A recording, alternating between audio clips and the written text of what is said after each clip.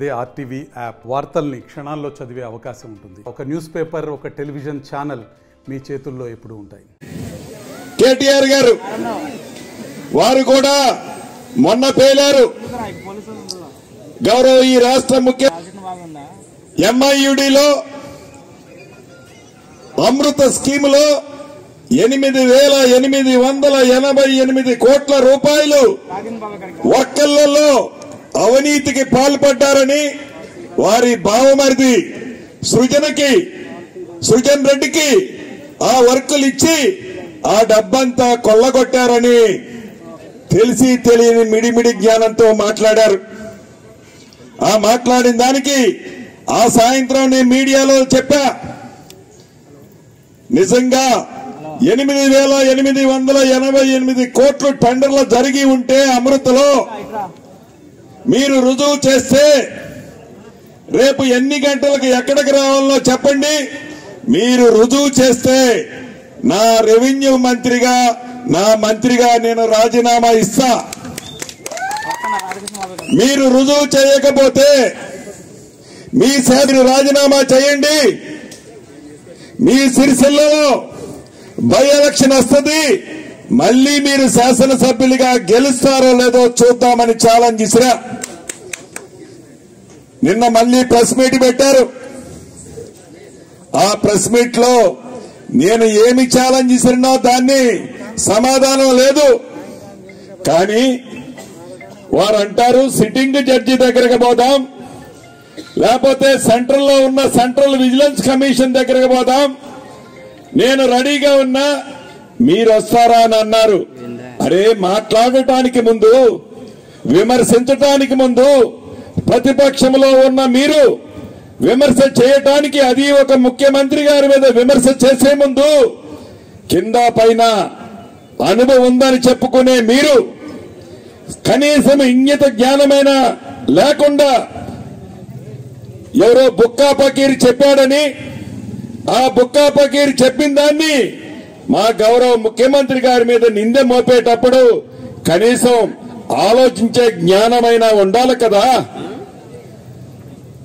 వదిలేయండి. 8,888 కోట్లు నేను తప్పు మాట్లాడానని నోటితో అనలేదు, కానీ అనకుండానే విలేకరుల సాక్షిగా నిన్న మూసుకొని కూర్చున్నారు. ఓకే, ఇప్పటికైనా తెలుసుకున్నందుకు సంతోషం.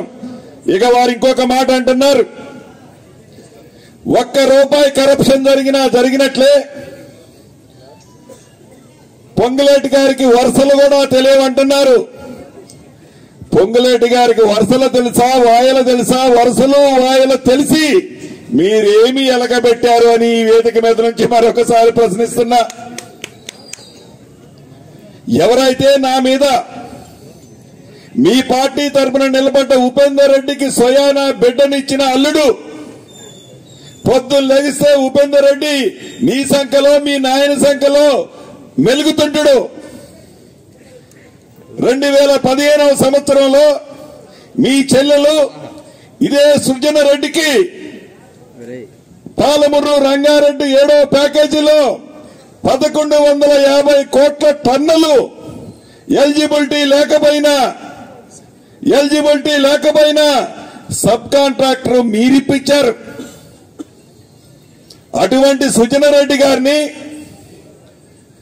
రేవంత్ రెడ్డి గారి భార్యకి సొంత తమ్ముడని చిత్రీకరించడానికి పచ్చ కామెరలు వచ్చినోడికి దేశమంతా పచ్చ కనబడ్డట్టు అవినీతి మహిమలో కూరుకుపోయిన మీకు, ప్రజల సొమ్మును దోచుకునే మీకు, ప్రజల పరిపాలనపై ఏ రోజు మీరు పట్టని మీకు, ఇందిరమ్మ రాజ్యంలో నీతి నిజాయితీతో ప్రజల కోసం నిరంతరం తపస్తున్న ఈ ప్రభుత్వాన్ని, ఈ ముఖ్యమంత్రి గారిని, ఈ కేబినెట్ మంత్రుల్ని ప్రశ్నించే నైతిక హక్కు మీకుందా అని ఈ వేదిక మీద నుంచి ఎప్పుడు ఏ దేశంలో కూడా ఒక రాష్ట్రం ఒకే సంవత్సరం మొదటి పంట కాలంలో 31,000 కోట్లు రైతులకు ఇచ్చినటువంటి ఏకైక ప్రభుత్వం రేవంత్ రెడ్డి గారి ప్రభుత్వం అని చెప్పి మీకు ఈ సందర్భంగా మనవి చేస్తున్నా.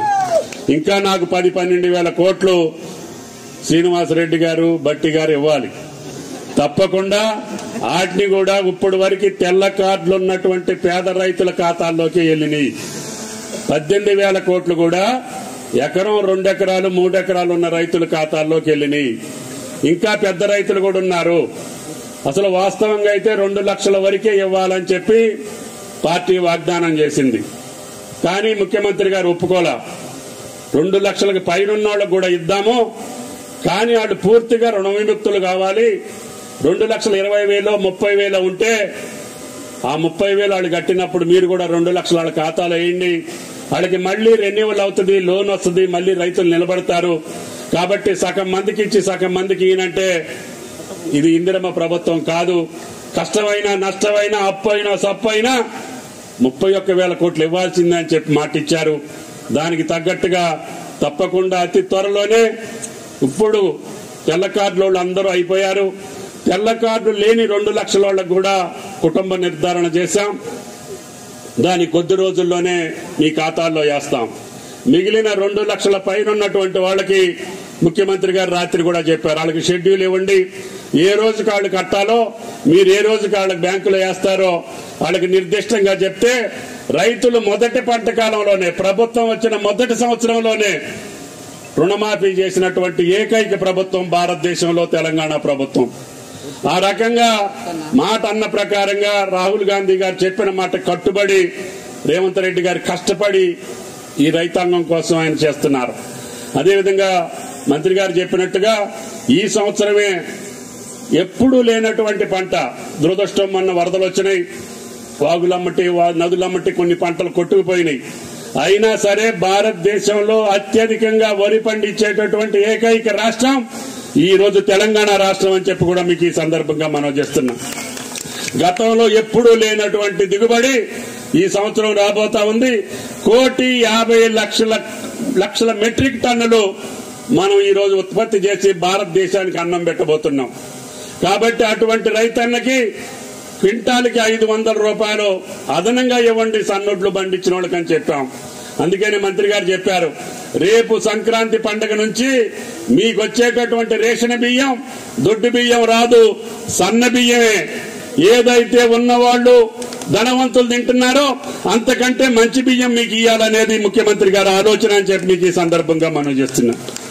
ఈ రకంగా పంటలు నష్టపోతే అకాల వర్షాలకో, కరువుకో, కాటకాలకో, తెగుళ్లకో ఆ రైతుకి మనమే ప్రీమియం కట్టి ఇన్సూరెన్స్ చేసి భవిష్యత్తులో ఏ రకమైనటువంటి పంట నష్టం జరిగినా ఆ రైతుకి మనమే ఇన్సూరెన్స్ ఇప్పియాలి.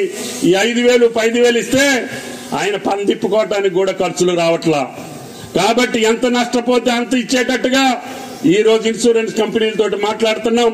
రేపు భవిష్యత్తులో ఏ రకమైనటువంటి పంట నష్టం వచ్చినా మీ యొక్క ఇన్సూరెన్స్ కట్టేటటువంటి డబ్బులు ప్రభుత్వమే కట్టి ప్రతి రైతుకి, ఎంతమంది అయితే 70 లక్షల మంది రైతులు ఈ రాష్ట్రంలో ఉన్నారో అందరి ప్రీమియం ప్రభుత్వమే భరాయించి మీకే మాత్రం కూడా పైసా భారం లేకుండా ఎన్ని వేల కోట్ల పంట నష్టం పోయినా అన్ని వేల కోట్లు మళ్లీ మీకు జమ అయ్యేటట్టుగా ఇన్సూరెన్స్ పాలసీ తీసుకురాబోతున్నాం. ఆ పంటల బీమా పథకం 1-2 నెలల్లో ఫైనల్ చేస్తామని చెప్పి కూడా ఈ సందర్భంగా మనం చేస్తున్నాం. మరిన్ని వీడియోస్ కోసం ఛానల్ ని సబ్స్క్రైబ్ చేయండి, లేటెస్ట్ అప్డేట్స్ కోసం వాట్సాప్ ఛానల్ ని ఫాలో చేయండి అండ్ లింక్ డిస్క్రిప్షన్ లో ఉంది.